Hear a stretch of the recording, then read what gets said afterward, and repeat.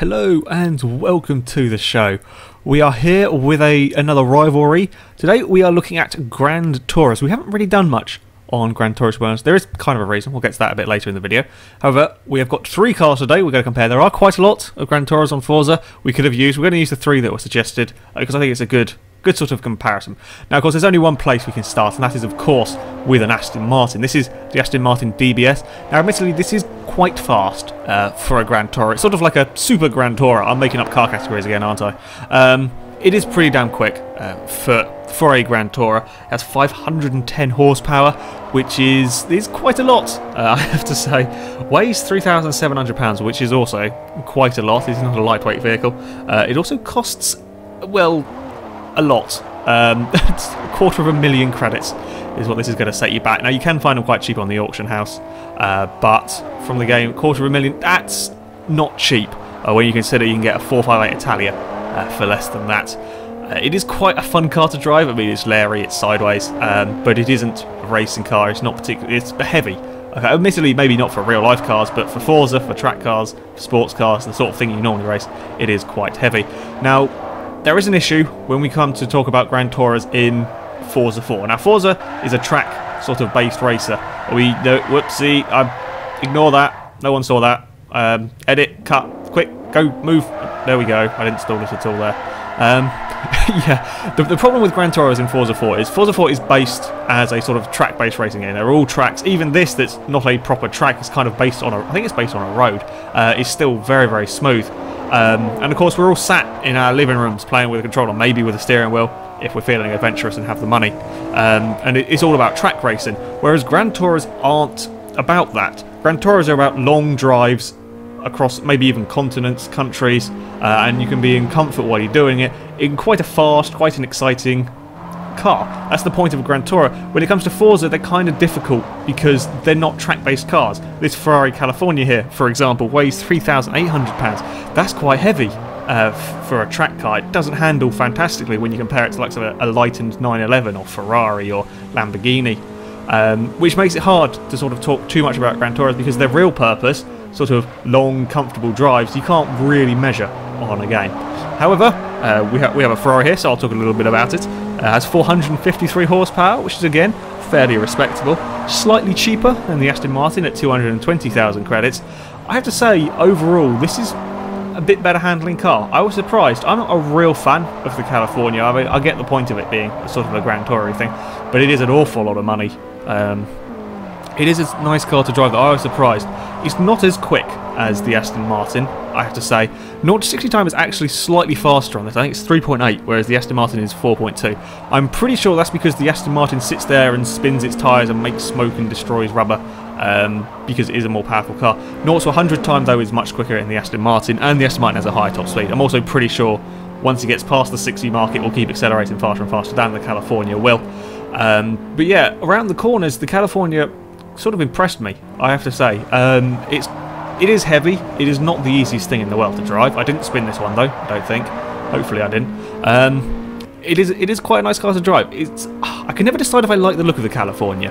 It's kind of a bit of a strange car. I have had it in a silly colour. That you should know by now, there is a rule in FailRace videos. One car has to be in a silly colour if at all possible, and this was the silliest colour I could find from the manufacturers on all of these cars, so it's a bit slightly silly. I do quite like the look of California from the front. It's quite good looking. From the rear, it just looks a bit weird. I can't really describe what I'm guessing is because it has to have like that large boot to hide the roof in when it goes away. That's what makes it look like a slightly weird shape. But yeah, we come on to our third car now, and out of all of these, this is the one that I would choose. Is the Maserati Gran Turismo S. That's probably going to surprise a few of you. It is the slowest car that we have here. 432 horsepower, weighs 4,000 pounds, which is, well, yeah, quite a lot, I have to say, but it is also the cheapest by a long, long way, at only 120,000 credits. That's 100,000 less than the Ferrari, and it's, well, less than half the price of the Aston Martin. As I said, it is the slowest here. 0 to 60, 4.6 seconds, still fairly respectable. 0 to 100 is going past 11 seconds, and a top speed of 183.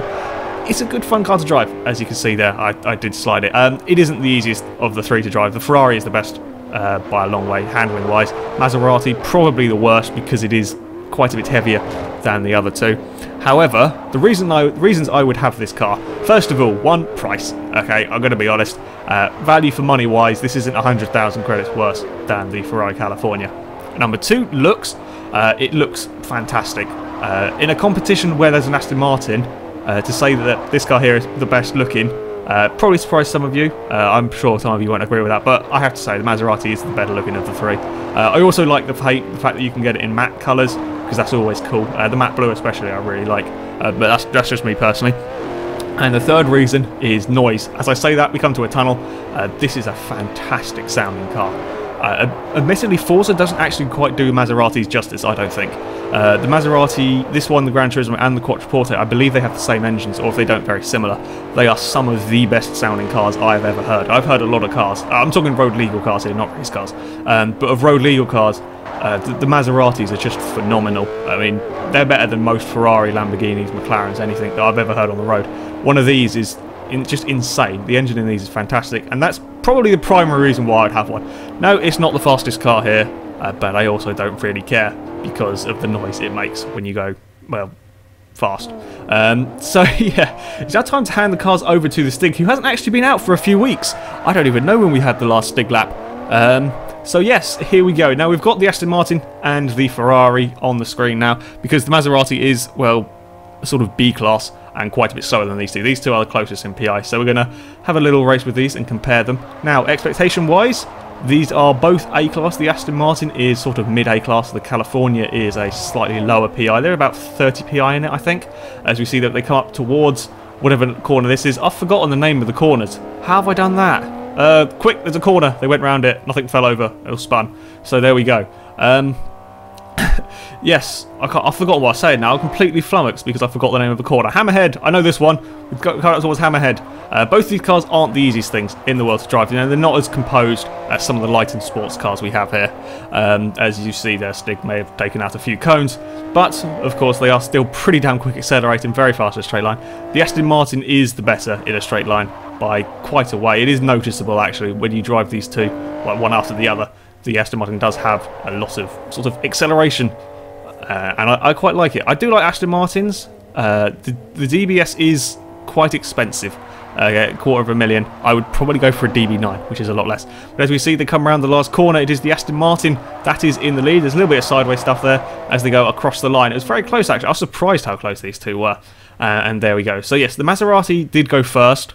But we're not going to expect huge amounts of lap time from that. It is only a B-class car, so yeah, it's not really going to stand much of a chance against the Aston and the Ferrari. So here are the lap times. The Aston Martin did a time of 1 minute 20.0, which I was pretty impressed by. That's only 0.1 of a second off a spiker. It's faster than an NSX and the Esprit. The California did a 1:20.5, only half a second behind the DBS. Again, I'm fairly impressed with that. That's slightly faster than a Dodge Viper and only fractionally slower than a Bentley Continental Supersports. And we move on towards the Maserati. Unfortunately, it's on another page. There it is in 40 seconds. Quite a way down. It's actually slower than a Subaru Impreza. Not particularly surprised. I mean, that's about right for the car's PI. It's fractionally slower as well, about half a second actually slower than an Aston Martin DB9, which is probably a more fair comparison to the Maserati. So there we go. We talked about some Grand Tourers. Yeah, they are interesting cars to drive. I mean, it's quite hard to talk about them in Forza because it's not their purpose. Out of the three, I would have the Maserati. Because if you think about it here, Maserati cost 120,000 credits. You could buy that, and then you could buy a Lotus 211 for 70,000 credits, and it would still have cost less than the Ferrari, the cheapest. And then you'd have a very fast track car and a very nice car to drive on long journeys. So, problem solved. There we go. That's what you do. If you have sort of 200,000 to spare, go buy that stuff, and it will be fun. And people will like you because that Maserati is just awesome sounding car. So there we go, that is it for this video, guys. Thank you very much for watching. Please leave in the comment section what rivalry you would like to see done next week. We will have a look through, pick favourites or top commented, top voted, that sort of thing, and then we will do a video and we will talk about cars, because we like talking about cars. Also, while I think about it, the lap leaderboards, as you will see many videos now, that they don't fit on one screen. So coming soon, hopefully, whenever the website's sorted out, probably after Daniel's finished his exams, the whole leaderboard will be on there. So yes, you can look. So I think we've got now over 50 cars and sort of 12 race cars. So yeah, it doesn't fit on one screen. So it'll be on the website. It might even be on the forums soon. So you can look at that and you can see where everything all fits in. So yes, that is it. I've talked on for long enough now. Hope you enjoyed the video, and until next time, goodbye.